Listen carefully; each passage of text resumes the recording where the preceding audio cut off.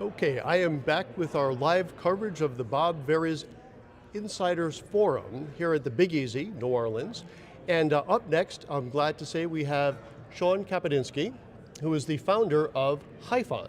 Shaun, thanks for joining me. Absolutely, thanks for having me. All right, so Shaun and I actually met over dinner the first night of the conference, and I was really fortunate to sit with you because I learned a lot, including about HIFON. Yeah. And before we get into some of the discussion part of this, what exactly is HIFON, and what does it stand for?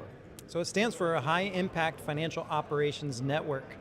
I had to come up with that one day because somebody, Bob Veres, was writing an article about it, and he wanted me to name it. So we are essentially a study group. We're a big network of operations professionals that work at RIAs. All right, that sounds really good. Now, also worth mentioning is that our Director of Operations at my shop, Sovereign Financial, Nick Teedy, was a member, then was not, and as of today is back again. That's great. And I am super excited that he is part of it, and Sovereign, we just signed up as well, or we will be signing up this week as a firm. And I just love what you guys are doing there. Absolutely love it. Thank you. So here's how I would like to frame our discussion today. When we do these shows, we're always talking about going RIA. Our audience would be made up of advisors looking to go RIA. And a lot of times they're coming from really, really big firms. Right. And these really big firms have huge teams, super deep benches, a lot of resources.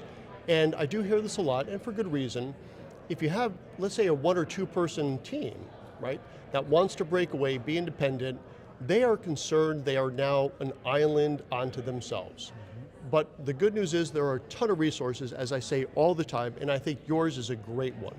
So if you would share with us how advisors that are, let's focus on the breakaway, how can they leverage your group to not feel like they're on an island when it comes to one of the more challenging things, which is standing up your operations? Yeah, absolutely. I think it would be a natural transition for them to join a group that is made up of people just like them. And what I mean by that is, at one time, all operations folks feel like they're on an island. That's really why I started the group. I was coming to events and I enjoyed getting together with people to have conversations about the things that we were facing, the challenges that we had, the issues that were coming across my table, and to be able to sit down with somebody and ask them questions. That was the starting point. That was kind of the genesis of the idea.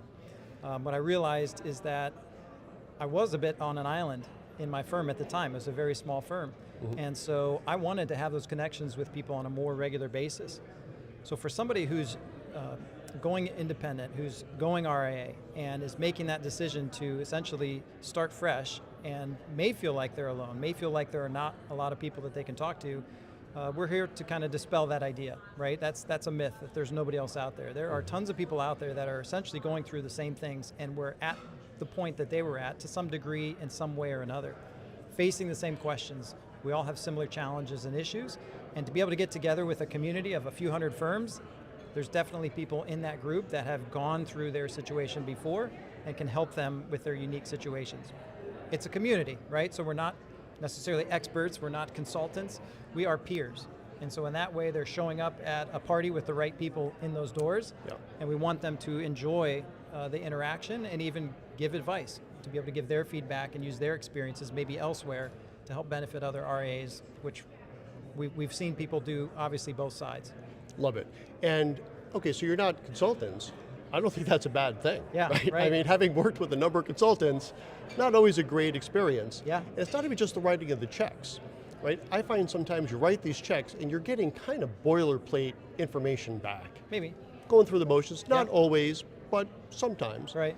But what I love about what you're doing there, and let me draw a parallel to one of my favorite things about conferences. Yeah. And I call it the muffin top of the conference. Okay.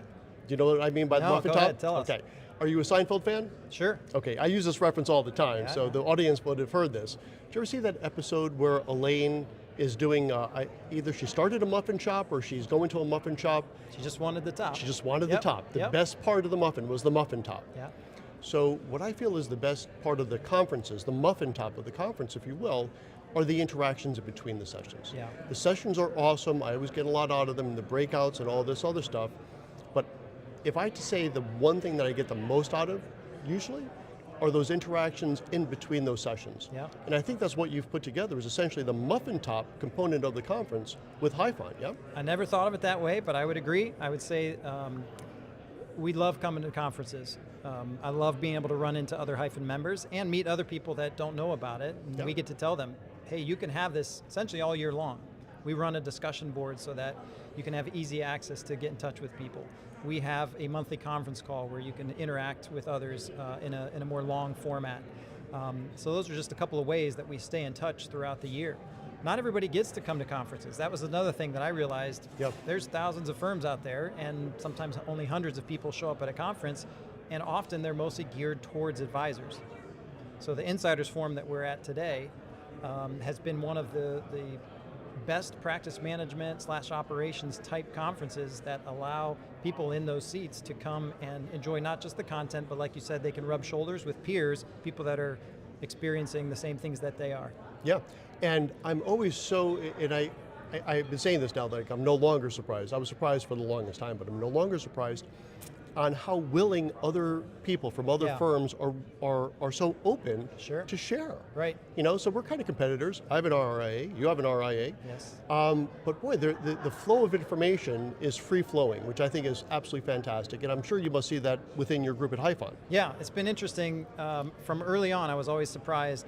I know advisors who have or have been in study groups. Oftentimes they would, when I would ask them, they would comment, sometimes they're not as beneficial when the other party may not want to share things. Holding a little bit more close to the vest. I've not experienced that at all on the operations side. We all want to help each other. We all want to essentially, I want my problem solved, and if you can help me, I am more than willing to share, hey, here's what I'm doing to be able to help you. Right. And in a sense, everyone's saying, hey, if we can make this industry better by helping each other, then it's good for clients, it's good for the independent RIA space. You know, that's a positive thing kind of all around. All right, so as we're coming up on time, let's get a little bit more specific. Sure. Who is HIFON for? Independent RIAs, that's our common denominator. Yep. Really anybody that, it's a firm membership, so as you mentioned, your firm joins. Usually there's one primary person that kind of takes the lead on getting our communications and gets invited to the different sessions, but they're happy to share it with different people in their firm. So for my firm, we've benefited obviously since the beginning, since HIFON's existed, and you can invite your compliance person. We have compliance calls. You can invite your marketing person. We have a separate marketing call. So there are different kind of subgroups that end up meeting.